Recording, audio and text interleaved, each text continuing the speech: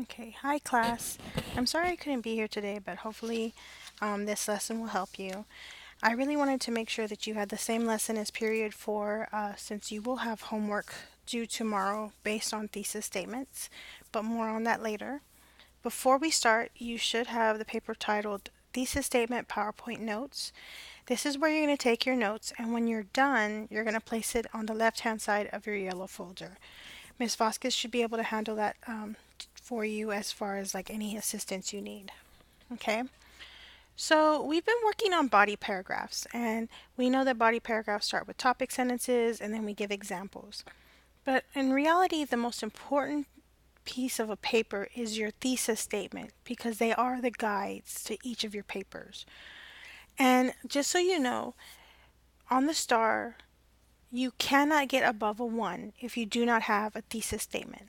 So we really want to work on making sure that every paper you write has a thesis statement for it. Now, let's review it. What is a thesis statement? Well, a thesis statement is one sentence that summarizes the main point or claim of your essay. So remember, it's one sentence that summarizes your claim, like what you're trying to say. So for example, dogs are known as man's best friend because they provide constant companionship while also offering protection from danger. So from this thesis statement, you can tell what my paper will be about. So what is my paper going to be about? My claim that dogs are a good pet because they offer friendship and protection. Okay, so that is a strong thesis statement. Let's find out why. So why are thesis statements important? Well, first, they are the map for your paper because they guide you and your reader through the paper. So basically, it creates a path for your paper.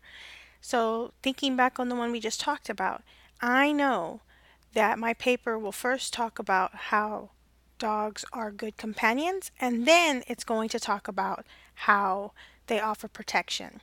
So the order it is in your thesis will be the order it is in your paper, and you really need to write that down.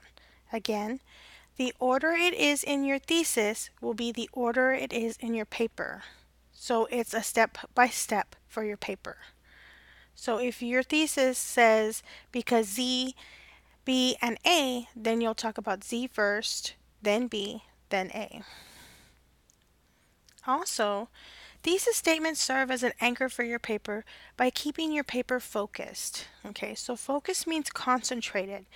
So for example, there's times where you might be talking to me about dogs, and then all of a sudden you remember a situation where your cousin ran into a dog, and now all of a sudden you're telling me about your cousin. That is not a focused paper. Or one minute you're telling me about how dogs are great and this is why, and then all of a sudden you remember a situation where somebody got bit by a dog, and then now you're talking to me about a dog that's not good. That is not a focus paper. So basically, by keeping it anchored, it keeps your paper from drifting off course, okay? I want to go in a straight line. I don't want to go in circles. I don't want to go sideways. I want you to move your paper forward in a straight line. So where does a thesis go? Well, all of you should really know this because I say it all the time, and it's also on the wall. It goes at the end of your introduction, and you need to remember that an introduction is the very first paragraph of your paper. Okay, I'm not talking about the first body paragraph. The very first paragraph of your paper is your introduction, and it will end with a thesis. So the way that I've been having you do it, because there's not enough room, is you have your hook as your first line and then your thesis as your second, okay? And if there's any questions, I am going to be here tomorrow, so you can ask me or you can email me questions through Schoology. So things to remember about thesis statements. Thesis statements are arguable, not stated facts. Now, all of you should know what arguable is because you like to argue with me all the time. So if I can come up with a different reason or an excuse, it's arguable. So for example, dogs are known as man's best friend because they provide constant companionship while also offering protection from danger. Is this an arguable statement? Yes. This statement could be argued in a number of ways. Dogs are not man's best friend. They do not provide companionship, or they do not offer protection from danger. Or maybe you think that they're man's best friend but for different reasons. Either way, you can argue against my statement. So this is a good one. Okay? But if I say dogs are a part of the canine family, well, that's not really arguable because dogs are in fact part of the canine family. There's nothing left to argue. So do not state a fact in your thesis statement. Always state something that is arguable. Next, thesis statement claims must be supported. And by supported, I mean I need to give a reason for my claim. So again, dogs are known as man's best friend because they provide constant companionship while also offering protection from danger. Well, that is supported because my claim is that dogs are man's best friend, and I plan to support that claim by explaining how they are our friends and provide us protection. Okay? Those are my examples. I'm not going into detail, but here's why I think that it's man's best friend. So that's what I mean by support. But if I just said dogs are man's best friend, well, there could be a number of reasons I feel this way, and I haven't given you any explanation. So it's not really supported because even though my claim is arguable, right? You can argue that dogs are not man's best friend. I don't provide any information to support it. I leave my reader wondering why I believe this claim. So you have to not only have an arguable statement, but you have to offer your reasons as well. So we're going to go through a process, and in your notes I want you to write down each step because it's going to be important for your homework. So this is the process for creating a thesis statement. Step 1, read the prompt and determine what it is asking. Now remember, when you look at a star prompt, there will be the box that we X out. The next line will be something to think about that we put a little star by, and then we circle the prompt. So for example, the prompt, everyone makes mistakes in life. Write an essay explaining the impact failure has on a person. So I know from the fact that it shows explaining that it's an expository, but I want to know what it's really asking, and this is what it's asking. What impact failure or making mistakes has on a person? Right? So even though it says everyone makes mistakes in life, that's not really my prompt. My prompt is simply what impact failure or making mistakes has on a person. So you simplify it. You make it easier to answer. Here's another example. The prompt says the newest trend in American society is avoiding fast food and instead opting for healthier options. Write an essay explaining why it is important to eat healthier foods. Okay? So again, there says explaining, which means that it's going to be an expository essay. And to simplify it, what is the prompt asking? Well, it's asking, why is it important for people to eat healthy foods? So do you see how much easier that is? Yes, I had all this additional information, but in reality, my question that I have to answer is why it's important for people to eat healthy foods. Okay, so for step 1, you'll write out the prompt, and then you'll put what is the prompt asking, and you're going to tell me in a simpler way what the prompt is asking. Then you move on to step 2, and you'll label it step 2. Use the question the prompt is asking to brainstorm. So brainstorm is to come up with ideas, and you guys have done this a lot. You've done it when you were in elementary, you did it when you were in junior high, you're doing it now. Okay, so what you're going to do is you're going to write the prompt question. You'll put step 2, prompt question, and then what impact failure or making mistakes has on a person. And then you're going to brainstorm. What you're going to do is you're going to draw a circle, and you're going to put the main question. What's the impact of failure, right? So that's what we're looking for. And then you're going to come up with ideas. So here are my ideas. Increases determination, makes people give up, makes people want to do better, lowers confidence, and leads to reflection. This is considered a spider. Some people call it an octopus. I really don't care what you call it, but it is brainstorming. It's helping you generate or come up with ideas about the question. Okay?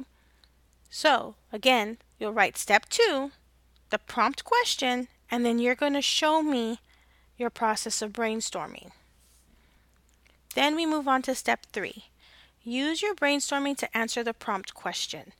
So you're going to look at your spider or octopus and you're going to get the answers from it.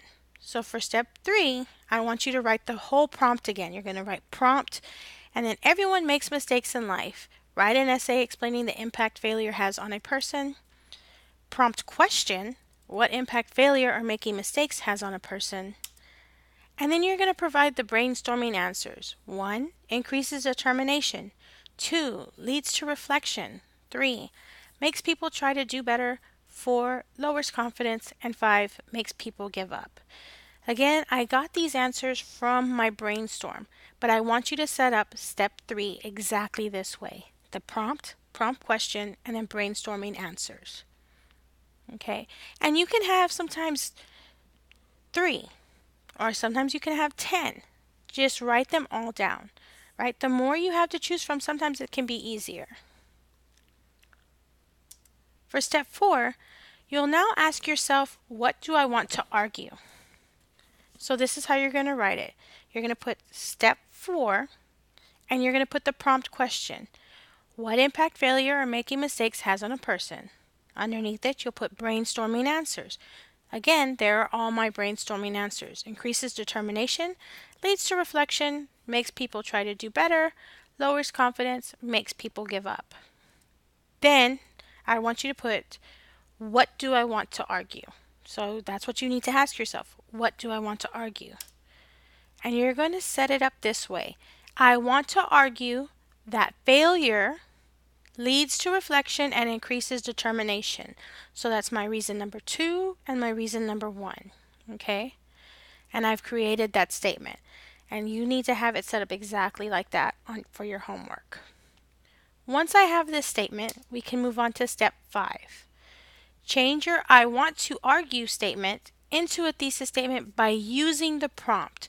So now I'm going to take both the prompt and my I want to argue statement, and I'm going to put them together to make a strong thesis. So here's what it's going to look like. You'll write step 5, and you're going to write out the prompt again. Prompt. Everyone makes mistakes in life. Write an essay explaining the impact failure has on a person.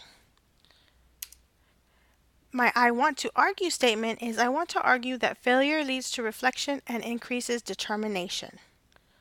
And then I'm going to put them together. So my thesis statement becomes, making mistakes is an important part of life because it can lead to reflection and increased determination in a person that failed. So look at this first underlined part. Making mistakes is an important part of life. Well, that is mirroring or is similar to everyone makes mistakes in life. Okay? Here's my I want to argue part because it can lead to reflection and increased determination. And then I put in a person that failed. Well, failure and a person. So you see how I'm using key words from the prompt plus my I want to argue statement, and I'm putting them together to create a strong thesis. So once you do that, you're going to move on to the final step, which is step 6. You need to ask yourself, is my thesis statement arguable? So what you're going to do is you're going to write step 6, is my thesis statement arguable? You're going to write out the thesis statement. Making mistakes is an important part of life because it can lead to reflection and increased determination in the person that failed. And then you're going to put, is my thesis statement arguable? Yes or no? Yes, mine is arguable. And here's the reason why. And I want you to provide the reason why it's arguable. The reader can argue that making mistakes is not important, or that it does not lead to reflection, or that it does not increase determination. Okay? Or they could have even said that making mistakes is important, but for different reasons. So remember, for step 6, you will say, is my thesis statement arguable? You'll provide the thesis statement, you'll put yes or no, and then provide the reasoning. You will get step 6 wrong if you do not provide the reasoning. So, you're going to want to use your notes and also the online PowerPoint that I'm presenting to help you with what's coming next. Because you're going to try it's your turn to try it yourself. So the directions are, for each prompt, and you have 3 of them, go through the thesis writing process. Show each step clearly on your own sheet of paper. You can borrow the sheets of paper that I have, or you can use your own. Each prompt should have its own sheet of paper. So prompt 1 is going to have 1 sheet of paper where you go through all 6 processes. Each step will be shown clearly on that paper. Then you're going to have another sheet of paper where it'll be for prompt 2, and you'll do it again, and then prompt 3 again. Okay? Make sure to put your MLA header on each page and title the pages prompt 1, prompt 2, prompt 3. You're also going to be provided with a blue sheet of paper, which are a printed version of this slide. Okay? This slide, this blue paper, will go on top of your 3 pages, and you're going to staple it and put an MLA header on the top when you turn it in. Okay, so you need to really be working on it towards the end of class today, if you have the time, and I will give you a little bit of time tomorrow to be doing it, because on Friday you will start your writing exam. And remember, you cannot get above a 1 if you do not have a thesis. So really having a thesis on your paper is the first step to making sure you pass that writing process. If you have any questions, ask Ms. Vasquez. If Ms. Vasquez is not in here, ask Ms. Smith, or email me, or come tomorrow morning, or ask me during class tomorrow. Okay? I will also be staying late tomorrow afternoon, so you can also do that as well. Okay? So again, this is due Thursday, January 31st, which is tomorrow. Also remember, I have given you a week to turn in any late homework. If you have any to turn in today, put it in my box and I will grade it. Remember, I'm only taking off 10 points. So again, you're going to answer each prompt. You're going to go through those 6 steps. You will clearly label each step. Step 1, step 2, step 3, step 4, and you will follow it exactly as I put it. Okay? And remember, I want complete sentences and I want reasons. All right? You do need to show the brainstorming.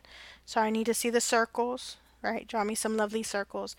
And again, if you have any questions, just ask Ms. Vasquez. So I'm going to post this on Schoology.